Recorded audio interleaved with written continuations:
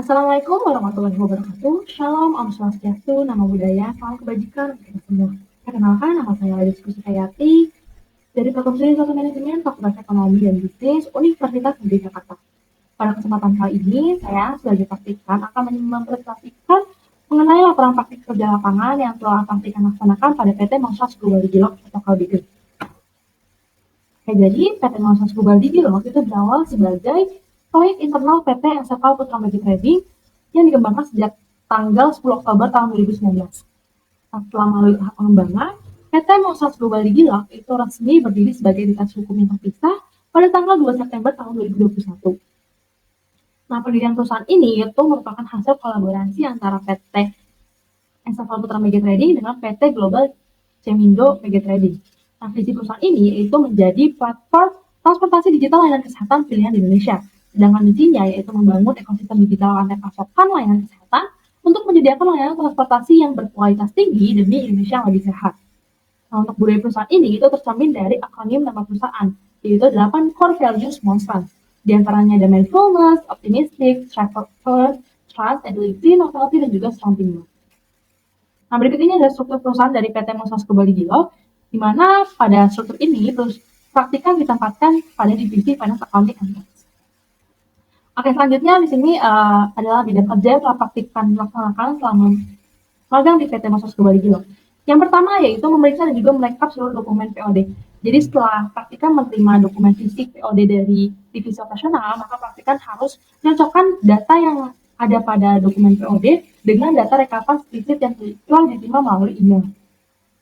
Nah, selanjutnya praktikan juga melakukan return dokumen POD ke dalam sistem.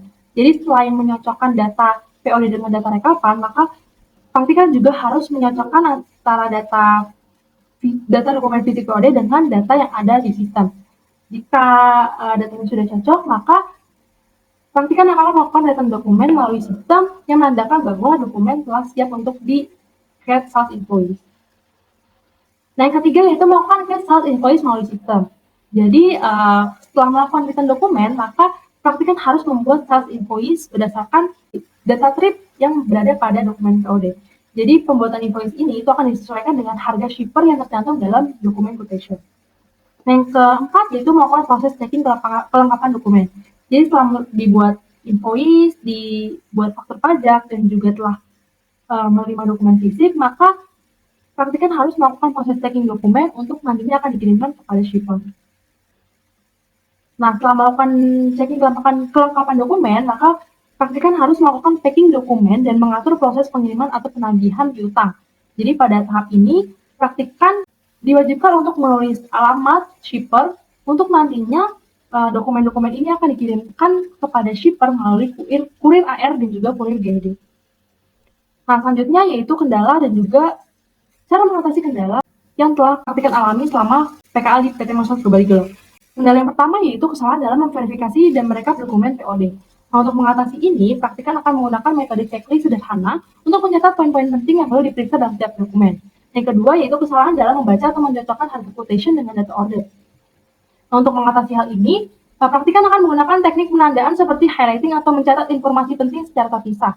Nah, yang ketiga yaitu mengalami gangguan jaringan saat sedang mengakses atau menginput data dalam sistem. Untuk mengatasi hal ini, praktikan akan menyiapkan cadangan data dalam bentuk spreadsheet offline untuk nantinya akan diinput ke sistem saat koneksi kembali stabil. Nah, yang terakhir yaitu sering terjadi miscommunication dengan divisi operasional. Yang mana untuk mengatasi hal ini, praktikan akan mengutamakan komunikasi tertulis seperti melalui aplikasi pesan yang dapat memudahkan dokumentasi dan juga tindak lanjut yang lebih cepat. Nah, selanjutnya itu kesenjangan teori dan juga praktik. Yang pertama, terdapat kesenjangan dalam pemahaman terkait proses accounts receivable atau piutang. Dalam perkuliahan seperti pengantar akuntansi 2, akuntansi manajemen, dan juga manajemen keuangan, mahasiswa hanya diperkenalkan pada teori dasar AR atau piutang secara umum. Sedangkan di PT Monsas, praktikan dihadapkan secara langsung mengenai proses pembuatan invoice dan juga penagihan piutang yang lebih kompleks. Nah, yang kedua yaitu kesenjangan dalam penggunaan tools accounting atau keuangan digital.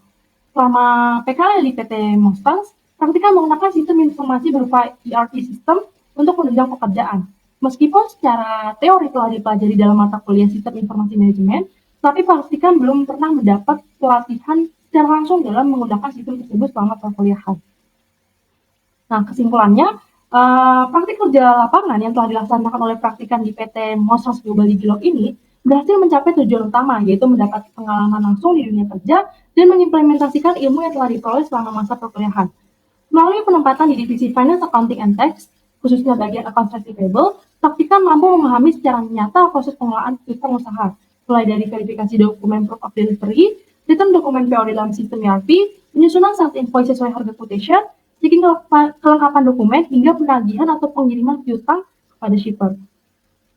Sekian dari saya. Wassalamualaikum warahmatullahi wabarakatuh.